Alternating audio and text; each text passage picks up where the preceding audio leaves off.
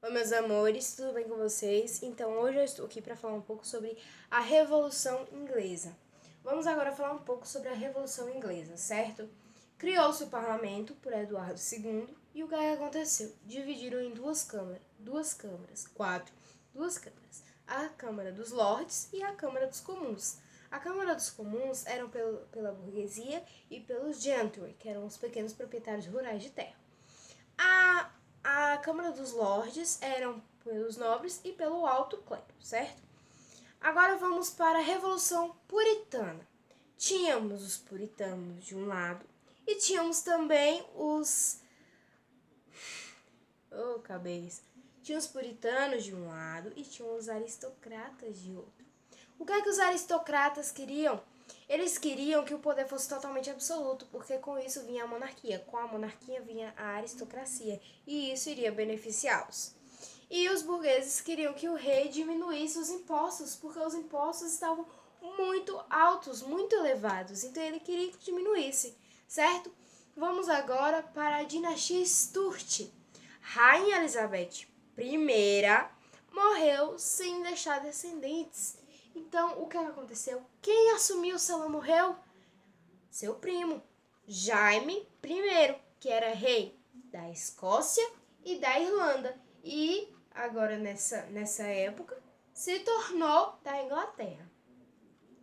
Ele foi uma pessoa que descontentou muito, ele desfavoreceu muito a burguesia, porque ele aumentou muito os impostos e isso recaía sempre, assim, ó, diretamente com os burgueses, porque os impostos muitas vezes eram para eles pagarem.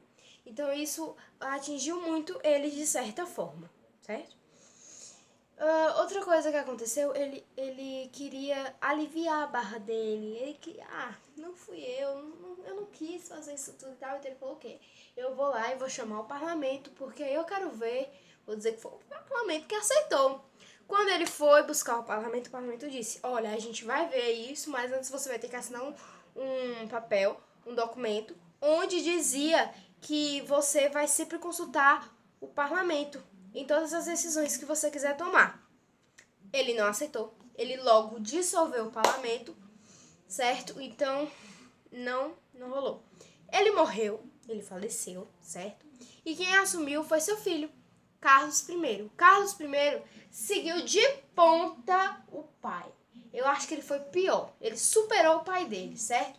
Ele criou muitos impostos. Um desses impostos foi o chip money. Eu não sei se pronuncia assim, certo? Mas da forma que se escreve ou pronuncia. Chip money, onde era como se fosse segurança para as cidades litorâneas, certo?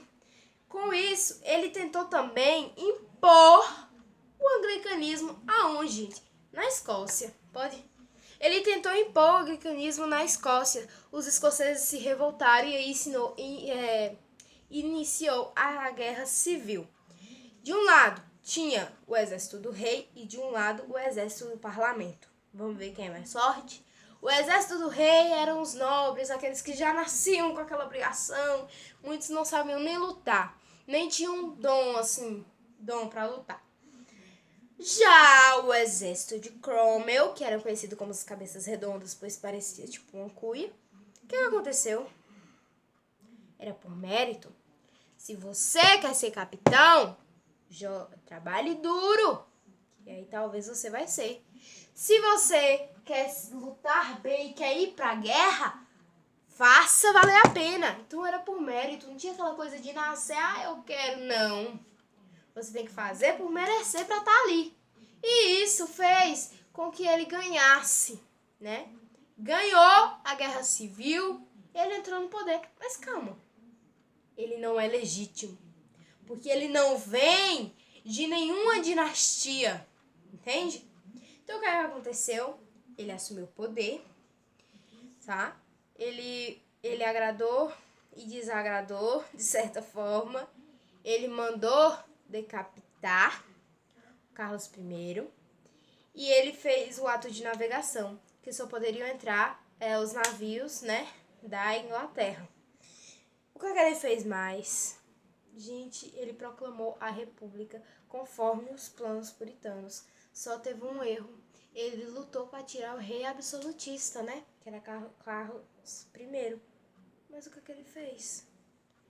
Ele se tornou absolutista. O poder subiu à mente dele e ele se tornou, sim, um rei absolutista. Tá, mas aí Cromwell, infelizmente para um, felizmente para outros, faleceu. Cromwell faleceu. Quem assumiu? Seu filho, Ricardo Cromwell. Mas ele ficou uns 18 meses e depois foi destituído do seu cargo. Ele saiu, ele não aguentou a pressão. Então tá, Carlos, como ele morreu, quem voltou? O filho de Carlos I, Carlos II. O que aconteceu? Como é que fala? Ele se destacou pela aproximação com a nobreza tradicional, pelo fortalecimento da igreja anglicana e pela perseguição dos puritanos. Ou seja, ele perseguiu os puritanos, certo? Torna-se fácil perceber que seu reinado provoca o descontentamento e a reação da burguesia. Jaime II, irmão de Carlos II, deixou evidente suas intenções de restaurar o catolicismo na Inglaterra.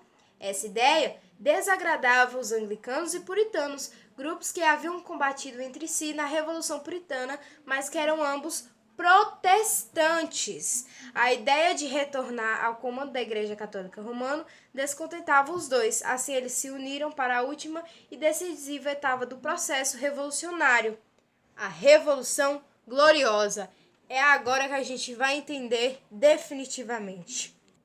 O que aconteceu agora? O governo de Jaime II foi absolutista. Então, o que eles fizeram? Eles articularam, né, forças e fizeram o golpe do Estado. E Jaime II caiu no golpe do Estado. Ele saiu. Quem assumiu? Guilherme de Orange. Guilherme de Orange. Só que ele era holandês. Então, o que aconteceu? Houve a Declaração dos Direitos. Mas por que houve a Declaração dos Direitos? Era uma forma de delimitar o poder do rei, entendeu?